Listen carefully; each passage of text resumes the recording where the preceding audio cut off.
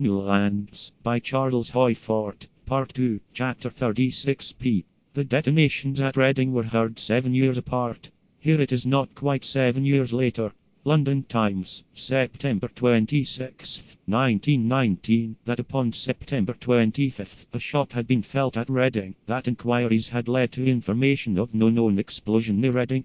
In the Times, October 14, Mr. H.L. Hawkins writes that the shock was quite definitely an earthquake, but its origin was superficial, and that the shock was transmitted through the earth more than through the air. In the London Daily Chronicle, September 27, Mr. Hawkins, having considered all suggestions that shock was a subterranean earthquake, had written, "However, as the whole thing terminated in a bump and a big bang, without subsequent shaking of the ground, it points more to an explosion of a natural type up in the air than to a real earthquake." And, in the London Daily Mail, Mr. Hawkins is quoted, that if the detonation were local, he would believe that it was an aerial explosion, meteoric, but if it were widespread, it would be considered an earthquake. And in the whole series of the Reading phenomena, this violent detonation was most distinctly local to Reading. Reading Observer, September 27, 1919. The most probable explanation of the occurrence is that there was an explosion somewhere near enough to affect the town. Officials at the Greenwich Observatory were unable to throw any light on the matter, and said that their instruments showed no signs of earth disturbance.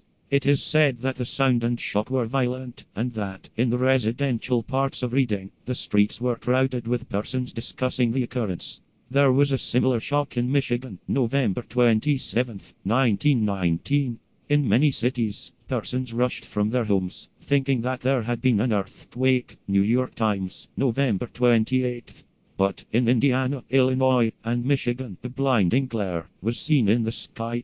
Our acceptance is that this occurrence is, upon a small scale, of the type of many catastrophes in Italy and South America. For instance, when just such blinding glares have been seen in the sky, data of which have been suppressed by conventional scientists, or data of which have not impressed conventional scientists.